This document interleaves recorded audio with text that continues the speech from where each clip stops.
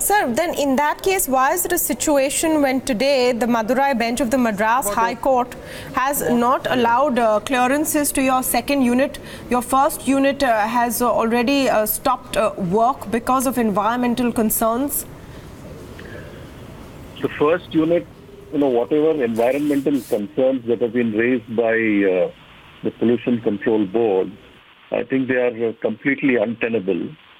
There are just about 4 or 5 points which the Pollution Control Board is saying. One is that the groundwater samples have not been provided by us.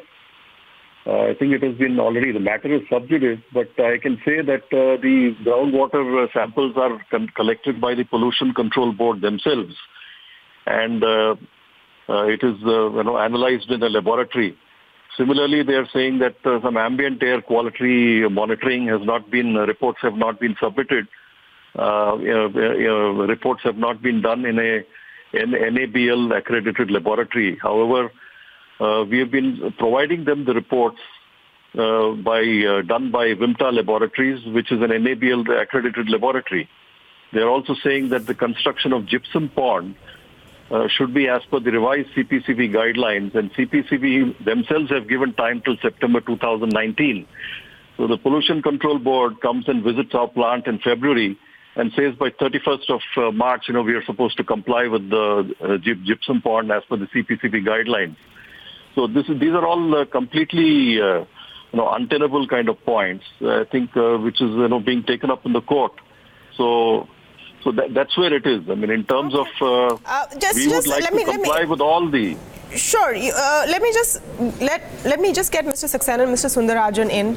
Mr. Sundararajan, I'll start with you. If you listen to what Mr. Ramnath has said, and he's very patiently explained every point of view, and if you take it at face value, it would seem that this company is trying. They are investing in environmental control norms. So let me put the opposite argument to you, that a company which is in the business of mining is bound to cause some harm to the environment. What is to say that they aren't trying their best?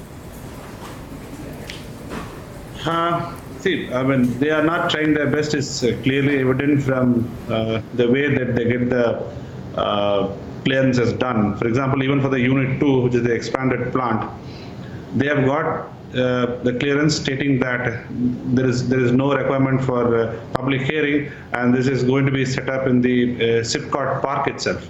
But the matter of fact, the truth is, the Pollution Control Board has given a notice to SIPCOT. Your SIPCOT is not, did not get any clearance from the Pollution Control Board, and how did you manage to give the clearance to Sterlite? And today's Madras High Court Madurai bench has clearly stated that they will have to do a public hearing, and they cannot bend rules according to their whims and fancies. So they have not learned their lessons from whatever mistakes they have committed. This clearly shows that. How do you want us to believe that they are mending their ways out? There is no transparency. I would also like to blame the Pollution Control Board and the State Central Environment Departments, because they have not been monitoring what they should be doing. I don't deny that they have also failed in their responsibilities. But as a corporate who claims to be truthful, openness, transparency, Vedanta should have been more transparent, should have been more accountable, which has not happened in the past, and I'm sure this is not going to happen in the future also. I'll just give you an example. Vedanta imports copper ore from Australia, but Australia doesn't have any copper smelter plants. Especially at this volume. There's one plant which is bigger than what Vedanta is proposing in Tuticorin, which is about 9 lakh tons per annum. That is set up in China, which is not near any densely populated area. And Tuticorin, we know we've got a population of about 25-30 lakh people. And if it's 8 lakh tons of copper smelter plant is going to be there, it's not going to be adding anything. It is only destroying the environment in terms of groundwater, land, and ocean and marine ecology.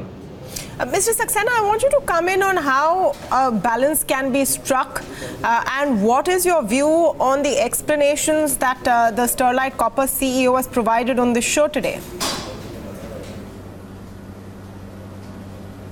Well, in fact, industrialization always creates a very large number of jobs.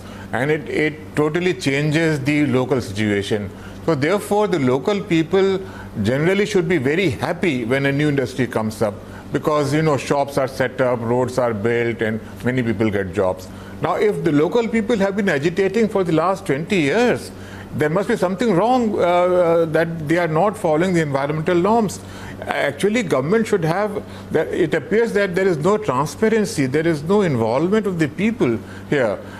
They may be satisfying. They are saying that they are satisfying all the norms, but why are the people agitating? What about people's participation? What about people's committees? All that.